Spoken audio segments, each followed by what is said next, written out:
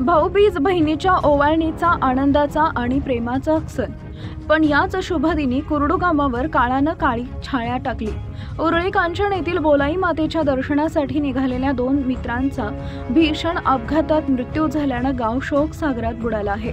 अजय ज्योतिराम शेलार वय वर्ष 19 आणि दिनेश संतोष ठोंबरे वय वर्ष 19 दोघेही राहणार कुरडू तालुका माडा अशी मृतांची नावे आहेत। दोघेही यशवंतराव चव्हाण महाराष्ट्र मुक्त विद्यापीठात FY/BA चे शिक्षण घेत होते।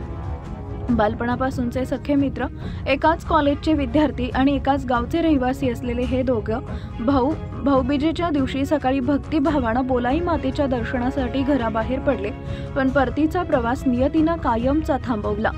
मिळालेल्या माहितीनुसार दोघेही होंडा शाईन MH45AS 8897 मोटरसायकलवरून कुरडूतून सकाळी निघाले।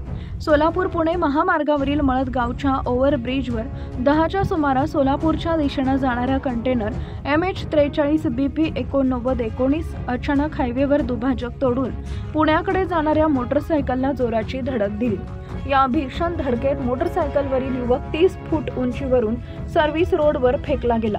त्यांना तातडीनं उपजिल्हा रुग्णालय दौंड इथं उपचारासाठी दाखल करण्यात आले, परंतु डॉक्टरांनी त्यांना मृत घोषित केले।